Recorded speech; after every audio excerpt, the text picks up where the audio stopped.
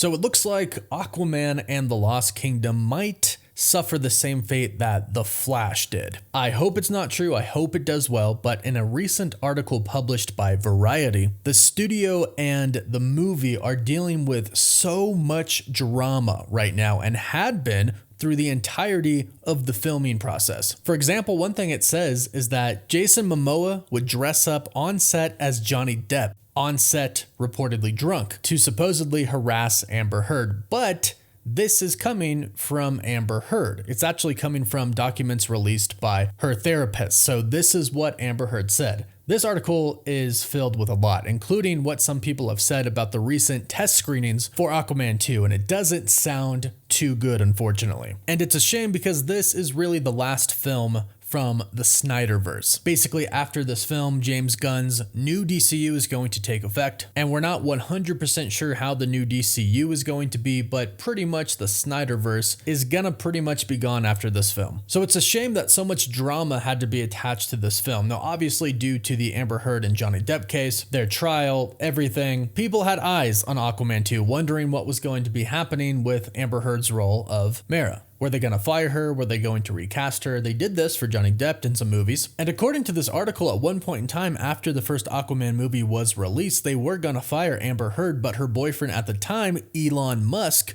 wrote a letter to Warner Brothers, what this article calls a, quote, scorched earth letter to Warner Brothers threatening to burn the house down, end quote. So a lot to dive into, including, like I mentioned, reactions to test screenings of Aquaman 2 that the studio has been doing recently. So let's dive into this article and talk about what all it says about what has been going on with Aquaman 2. And if you're new, be sure to subscribe so you don't miss out on any of the latest videos. And if you subscribe and leave a comment, you're automatically entered in our giveaway for a chance to win an Xbox Series X, a PS5, some Marvel Legends items, and some DC items as well. The winner gets to pick one item, and we pick a winner at the end of each month. So clearly a lot of drama attached to the movie, but unfortunately it looks like the movie itself isn't screening too high. Variety said this in one of their paragraphs. Still, the Aquaman sequel held promise considering that the character's first outing earned $1.15 billion worldwide, becoming the highest grossing DC movie ever. But sources say the sequel has endured challenges outside of the Heard saga and was testing in the 60s before being recut in the summer of 2022. Despite the overhaul, the film continued to test in the 60s, prompting a new cut.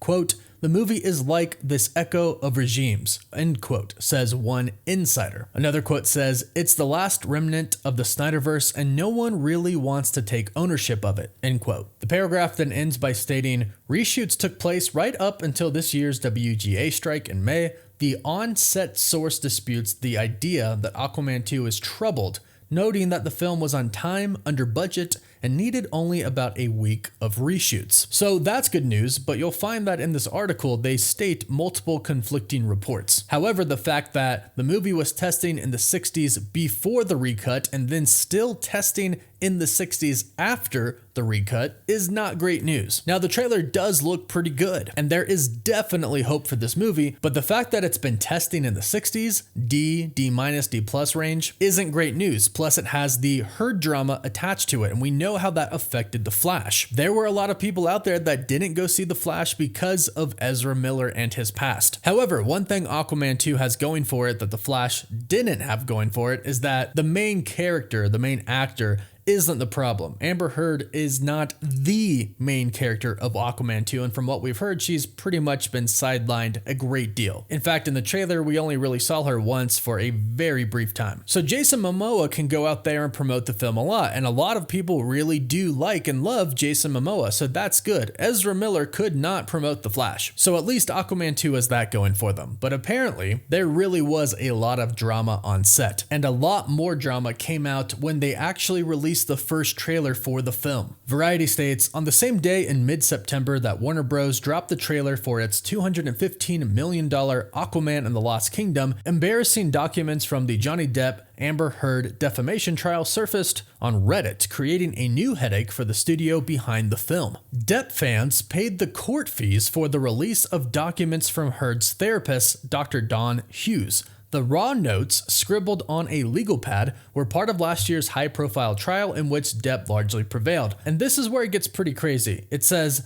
They describe a hostile Aquaman set where an allegedly intoxicated Jason Momoa dressed like Depp and pushed to have Heard booted from the role of Aquaman superhero Mera. Now keep in mind, this is something that Amber Heard was telling her therapist that her therapist wrote down. So it is literally just the word of Amber Heard. So that does not make this factual by any means, especially since we've seen a lot of the stuff Amber Heard has said in trial. But the notes say, Jason said he wanted me fired. Jason, drunk, late on set, dressing like Johnny, has all the rings too. I'm assuming she is speaking of all the rings that Johnny Depp typically wears. But here's where the reports get conflicting. A rep for Jason Momoa declined to comment, but a DC spokesperson pushed back on Heard's characterization of Jason Momoa, saying Jason Momoa conducted himself in a professional manner at all times on the set of Aquaman and the Lost Kingdom, which sounds like Jason Momoa. Plus, if Jason Momoa was on set dressing as Johnny Depp trying to get Amber Heard fired, that would have probably gotten out a long time ago. Studios can't keep stuff like that a secret. There's tons of people on set, and as we know, leaks get out all the time, especially with Warner Brothers and DC. So I feel like we would have definitely heard about that before if it actually happened, because somebody would have talked about it. Others stated, and I quote, Jason works his butt off, likes to have a beer once in a while, like everyone, but doesn't show up drunk to set. And Variety said that this is said by an insider who was on the London set in 2021, and the insider also said that the two stars got along and were seen joking together, and ended it by stating he isn't dressing like Johnny Depp. He has always dressed in that bohemian style, which I would definitely agree with. Variety reached out to Amber Heard, and she declined to comment. Unfortunately, the therapy session notes also had James Gunn, the director's name, in there as well. The note says, he raised his voice at me. I can't even post about Aquaman. Made it like it was my fault. I said, I'm sorry.